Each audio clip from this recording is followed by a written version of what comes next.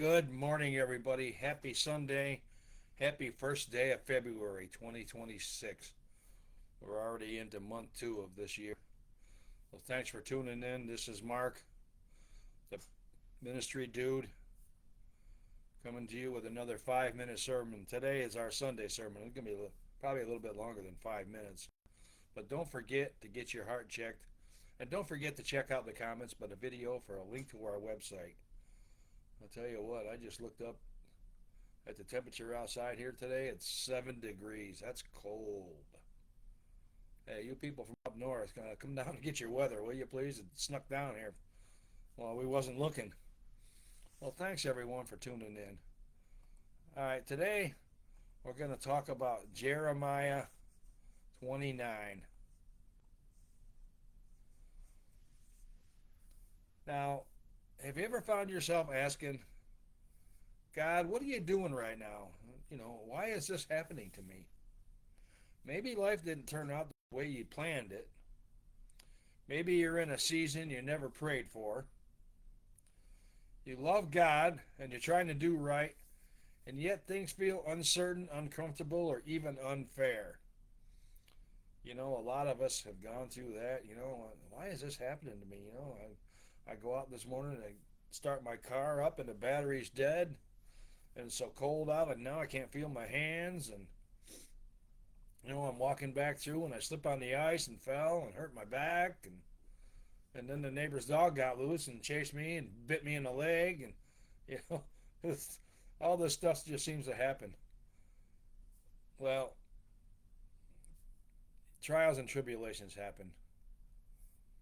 Did you know that the people in the book of Jeremiah knew that feeling very well? They were God's chosen people, yet they found themselves in exile, far from home, surrounded by confusion and fear. And it was in the middle of that storm that God spoke one of the most hopeful messages in all of Scripture. Jeremiah 29:11 says, "For I know the plans I have for you, declares the Lord. Plans to prosper you and not to harm you. Plans to give you hope and a future." Notice something powerful here. God did not say this before the hardship. He said it during the hardship. God's plans didn't disappear because the people were in exile. His purpose wasn't canceled because they were uncomfortable. Sometimes we think difficulty means disqualification. But Jeremiah teaches us that God often does his greatest work in our most difficult seasons. If God brings you to it, he'll bring you through it. God works in unexpected places. The people wanted out of Babylon. They wanted quick deliverance. But God told them to build houses, plant gardens, and seek the peace of the city. Why did God do that? Because God wanted them to grow where they were planted. Church, God doesn't waste seasons. He uses waiting seasons to shape us. He uses hard seasons to strengthen us. He uses uncertain seasons to deepen our faith. Just because you're not where you want to be doesn't mean God isn't at work. God invites us into a relationship with him. Jeremiah 29:12 and 13 says, "Then you will call on me and come and pray to me, and I will listen to you. You will seek me and find me when you seek me in all your heart." This is the heart of Jeremiah's message. Not just restoration, but relationship. God wasn't just promising a future. He was inviting his people closer. In exile, prayer became personal. Seeking God became intentional. Sometimes God allows us to lose our comfort so we'll rediscover our dependence. Now, hope is not lost. Jeremiah is often called the weeping prophet, yet his message is filled with hope. Over and over again, God reminds his people, "I am still here. I have not forgotten you. I will restore you. Hear this today. Your current season is not your final chapter. God is still writing your story. Hope is alive. Restoration is coming. Faithfulness matters. I was watching the news last night, and there's a lot of people here in Tennessee that lost power. I mean, this has probably been going on for a week now. Yep, it's been a week now. I think it was last Saturday or Sunday that we had that big ice storm. And a lot of them are still, they're without power. I seen this one lady, she's trying to flag down the electric guys. They're driving by in bucket trucks to get them to hook up her electric back again because they had to replace, I guess, the wiring that goes into their house from the pole there because the tree fell down and snapped the electric line. Now they have no electricity. God God wants us to also prepare ahead. You see, I prepared ahead for this. I knew this storm was coming. So I got my generator out. I got it all fixed up and everything ready to go.